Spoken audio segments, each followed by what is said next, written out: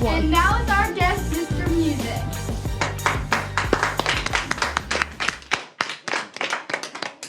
Okay, we're going to ask you some questions. How long have you been a substitute? I started substituting about 3 years ago after I retired. I went back to school, got my teaching certificate, and then taught for 10 years. And I enjoyed being around kids, and there we are. That's how I met you all. What started your love for acting? I was in college and was a music major. I was a vocal music major. And I went across the street, so to speak, to see a friend of mine who was in a play. And it was a very idiosyncratic play. It was very striking. And afterwards I said to myself, I think I want to try this. I had been in a play my senior year in high school, and I had enjoyed it. But I didn't have any real great desire to be on stage.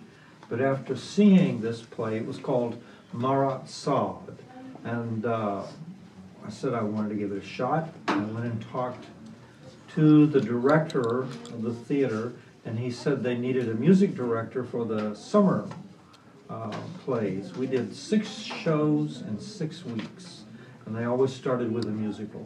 And so my first show at Wichita State was The Boyfriend, and that was a long time ago. What's your favorite play out of all the ones you've ever Oh, done? goodness.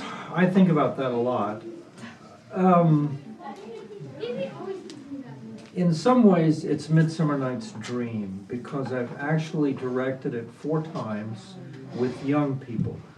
One cast was adults and young people, and the other 3 were all children. So I'm very, very fond of A Midsummer Night's Dream. I like Romeo and Juliet a lot because I think that the subject is universal, and it's a play that everybody studies in school. But the most fascinating play of all is Hamlet. We're in the process of rehearsing Hamlet at Garden City High School, and I'm designing the fights for it. And so Hamlet is a play that a person never gets tired of. There's always something new to learn about it. So do you teach at the high school? No, I don't. Or like acting? No, I do not. I have taught acting classes, different places, but right now, no. What play would you recommend everyone to try at least once? I think that you should go and see whatever is being done where you live, because there's something about live theater that you don't get anywhere else. I watch videos of plays, I watch movies, especially of Shakespeare's plays, and as much as I enjoy them because they give us a chance to see people that we'll never get to see otherwise, there's something about live theater. So I think a person just should go and see whatever is showing. At Garden City High School, they have decided to do a Shakespeare play every year. And I'm very excited about that and think that that's going to make a real difference for theater lovers in Garden City. But you should go see the kids shows that the rec does. At the high school, they do 2 kids shows every year, and then the high school does 4 shows on its own. So and then there are plays out at the college. So I just think you should go and see whatever's showing.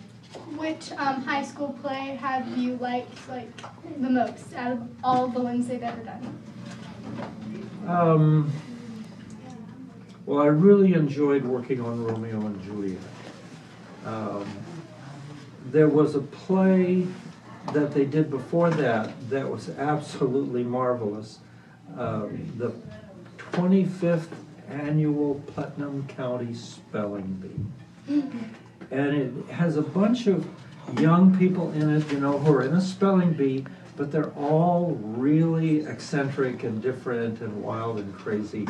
And that's probably the show that I've seen in the last, say, 5 years that I've enjoyed the most. Do you you, and do you have any acting tips for us? Well, whenever you're trying to portray a character, you have to find those aspects of that character that are like yourself, that you can understand, that are situations that may have happened to you, or you have had similar experiences. And then you have to go beyond that. You have to go and look and see how that character is different than you are, and try to understand how that character made those decisions, how the experiences that they had, which are different from our own, would affect them. And then you have to portray them as honestly as you can. How hard can it be to like be somebody else?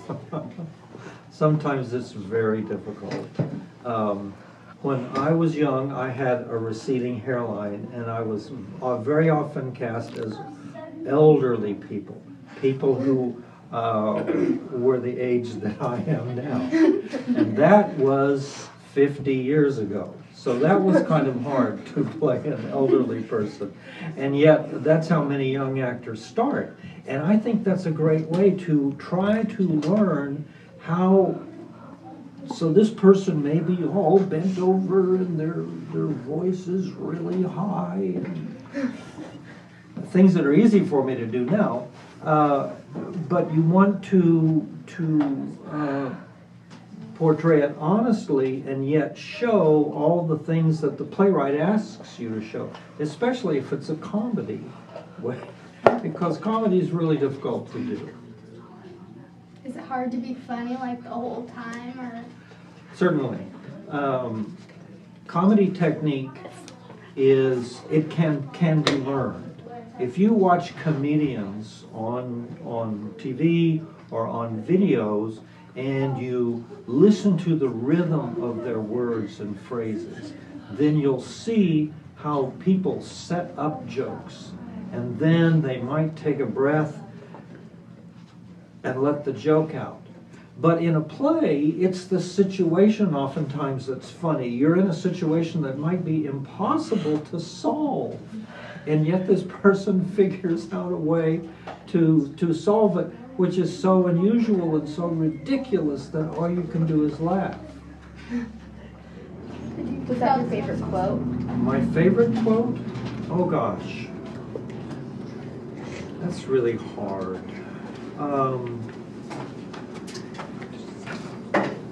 It's an earlier speech from Hamlet. It comes right before his college friends, who are actually spying on him for his uncle and his mother.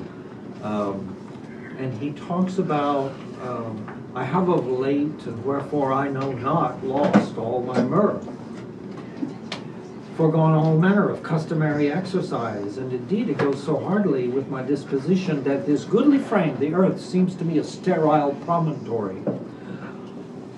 This is the thing. What a piece of work is a man! How noble in reason, how infinite in faculty, in form and moving, how express and admirable. In action, how like an angel. In apprehension, how like a god. The beauty of the world, the paragon of animals. And yet to me, what is this quintessence of dust? Do you have any tips for students over the summer? Well, obviously, I think that if you're interested in being in a play or working on a play, you should go down and find out what the rec is going to do, and go try out for that. And I don't think it matters whether you're on stage or you're backstage working.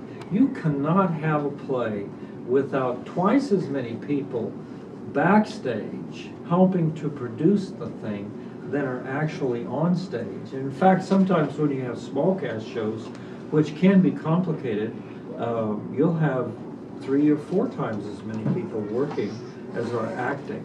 So if you want to do drama, I think a person should go and check out what there is at the rec. But whatever it is, I think it's important to to try and keep your mind busy. as well as your body. I think a person should go swimming every day they can. If baseball is your thing, if soccer is your thing, if basketball is the sport you love, then you should go and do it. And because that's the only chance you have. We spend our time in school, right? 9.5, 10 months out of the year. And so when you've got a chance to actually go out and shoot baskets, if you can get somebody to put up a net for you, put a ball on a tee, you don't have to go to a pitching machine, although pitching machines are great, because what is important about baseball is that when you hit the ball, you have to see that ball, and you can train yourself to see it on a still ball. If basketball is your thing, you should go out and shoot 500 free throws every day. I've asked kids when they came back to school in August, how many free throws did you shoot every day? And they say, huh? But you told me you loved basketball. Well, I do. Well, then I think it's important for a person to go and work at it and do it, because that's the only chance you're going to have, to do that sort of thing. But whatever it is that you do, you should read about it, think about it.